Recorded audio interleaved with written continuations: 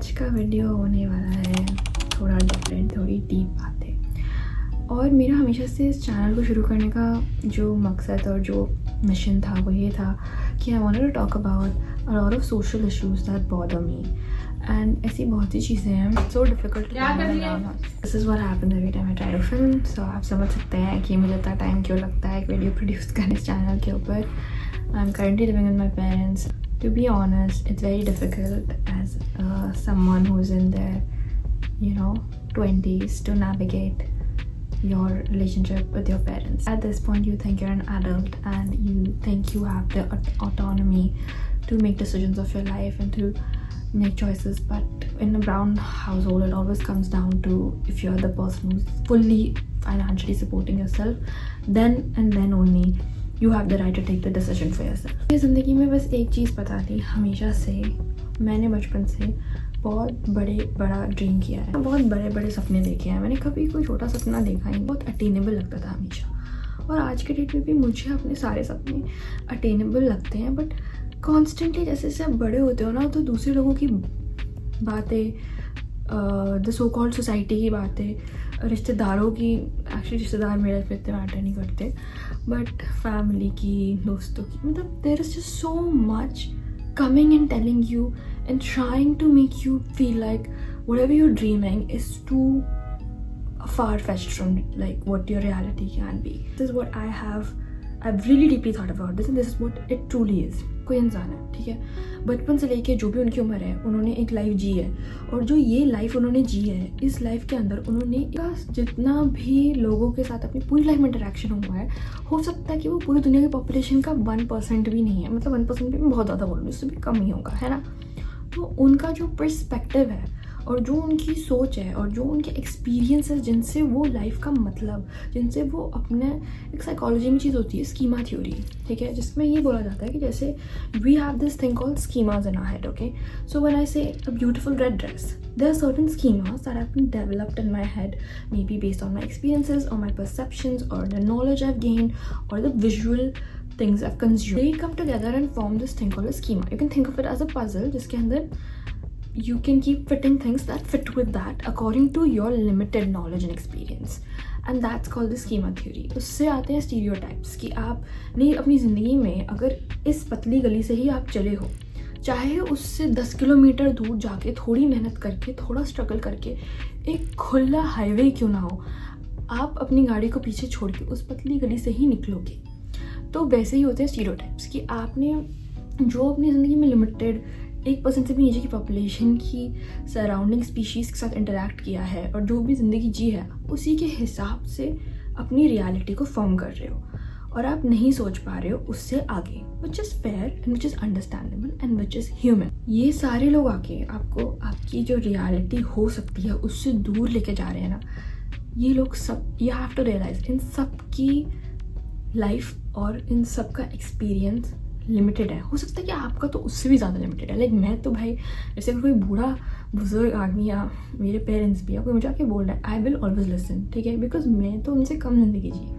हो सकता है कि मैंने उनसे ज़्यादा चीज़ें देखी हो क्योंकि मैं अकेले रही हूँ बहुत लंबे टाइम के लिए, कॉलेज के टाइम और हाई स्कूल के 2 साल, लेकिन उन्होंने फिर भी मुझसे कहीं ज़्यादा लंबी ज़िंदगी जी है। उन्होंने फिर भी मुझसे ज़्यादा कहीं चीज़ें देखी हैं ज़िंदगी में जो मैंने अभी तक देखी नहीं है, और शायद मैं कभी ना भी देखूं, क्या पता है, ज़िंदगी का कुछ नहीं पता है। हर इंसान ने, यही इंसान होने की ब्यूटी है कि हर एक इंसान ने ज़िंदगी को इतने अलग तरीके से जिया है कि आप हर इंसान से कुछ सीख सकते हो, हर इंसान के अच्छे बुरे एक्सपीरियंस सबसे सीख सकते हो, ठीक है, लेकिन आप उन्हें ये नहीं कभी बताने दे सकते हो, listen to me loud and clear, आप उन्हें कभी भी ये नहीं बताने सकते हो कि रियलिटी, आपकी रियलिटी क्या है, क्योंकि वो आप भी नहीं जानते और आप कभी नहीं जानोगे अनलेस एंड अनटिल आप उसे होते हुए ना देखो।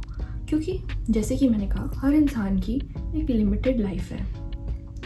हो सकता है कि कोई इंसान बड़ा एक्सप्लोरर है, बड़ा ट्रैवलर है, उसने पूरी दुनिया घूम ली, उसने हर इंसान से बात भी कर ली, तब भी वो फुली इस दुनिया के हर पहलू से वाकिफ नहीं होगा। ये बात आप याद रखें। तो कोई भी इंसान आपको बोले ना आके कि यही तेरी रियलिटी है, तू जॉब कर भाई, यही तू यही कर सकती है, तेरे पास नहीं है जनरेशनल वेल्थ, तू नहीं स्टार्ट कर सकती बिजनेस, तू नहीं बन सकती एक्टर, तू नहीं बन सकती मॉडल, तू नहीं ये कर सकती, वो कर सकती, ये कर सकती, वो कर सकती, वो प्रेशर जब बिल्ड होने लग जाता है ना, वो भाई प्रेशर कुकर बन जाता है यहाँ पे, ठीक है। और वो जो प्रेशर कुकर बनता है ना, आप भी वही लाइफ, अपनी लाइफ को जो कुछ भी हो सकती है, जिसकी न्यूमरस पॉसिबिलिटीज़ है, मायरेड ऑफ पॉसिबिलिटीज़ है, उसको आप 4 लोगों की बातों में सीमित करके जी के मर जाते हो, कुछ नहीं कर पाते। दुनिया के कोई इंसान को पूरी लाइफ की, दुनिया की, स्पिरिचुअलिटी की, किसी भी डिसिप्लिन की पूरी नॉलेज नहीं है। हाँ, हमेशा लोग होंगे जो आपसे ज़्यादा नॉलेजेबल हैं, हाँ हमेशा लोग होंगे जो आपसे ज़्यादा वाइज हैं, लोग होंगे जो आपसे ज़्यादा एक्सपीरियंस्ड है, बट उस किसी इंसान ने आपकी ज़िंदगी आपने जैसी जी है एक एक पल की, वो नहीं जी है। तो अपनी रियलिटी, अपनी जजमेंट, अपनी लाइफ को लिमिट मत करो, ठीक है। ये चीज़ मैंने सीखी है और आज भी मैं बोल रही हूँ ना, तो भी मुझे रियलाइज़ हो रहा है कि ये कितना मुश्किल है। जितना आसान इसे बोलना है, जितना आसान इसको समझना है, इट्स सो टफ।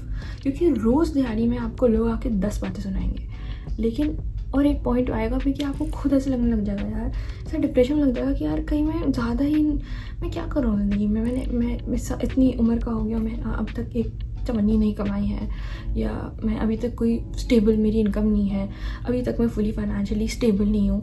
ये सब बातें आएगी दिमाग में, मेरे भी आई, मैंने भी दिए जॉब इंटरव्यूज़, मुझे पता था मुझे जॉब नहीं करनी है, लेकिन मैंने सोचा यार कोई बात नहीं, कम से कम मैं फाइनेंशियली स्टेबल होंगी तो अपनी मर्ज़ी से कुछ कर पाऊँगी, ये वो, मतलब मुझे हर बारी, बट कुछ सैक्रिफाइस ज़िंदगी में हमेशा करना पड़ता है कुछ बड़ा करने के लिए, और यही मतलब हो सकता है यही आपका सैक्रिफाइस है।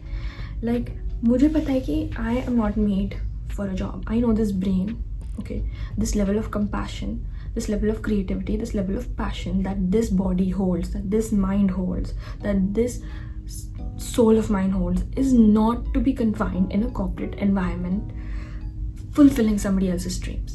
And I did not spend my entire life having these huge massive dreams to just go and fulfill someone else's.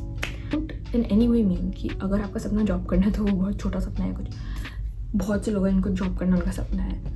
आप उस जो भी सपना है आपका उसमें एक्सेल करो। किसी को ये मत बताने दो कि भाई तू तो क्लर्क ही रहेगा, तेरी मैक्सिमम जितनी तेरी पढ़ाई है उस हिसाब से तो भाई तुझे सिर्फ मतलब यहाँ तक की लेवल की पोजीशन, कभी मत सुनना किसी को भी। No, don't let anyone. हर चीज़ में, हर ड्रीम का एक पाथ होता है।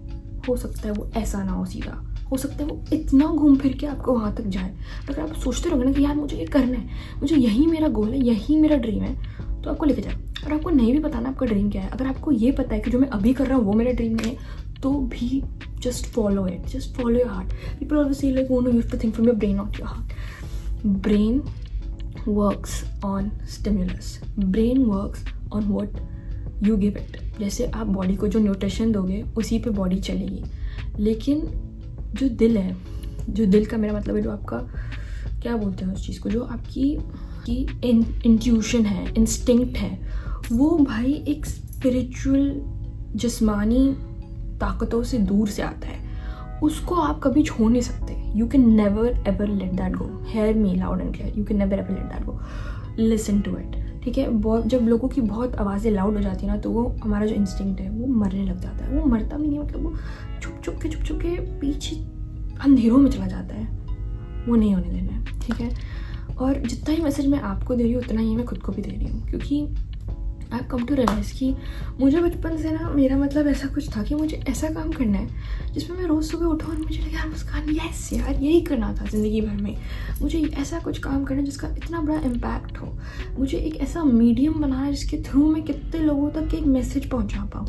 मुझे कोई ऐसा काम करना है जिससे मेरी जो आवाज़ है ना वो दबे ना, जिससे ना तो मेरा जेंडर लिमिट कर पाए, जिससे ना तो मेरा पैदाइश लिमिट कर पाए, जिससे ना तो मेरी शक्ल, मेरी लुक, मेरी कोई भी जिस्मानी या मटेरियल वर्ल्ड से रिलेटेड चीज़ मुझे लिमिट ना कर पाए। मुझे ऐसा काम करना है।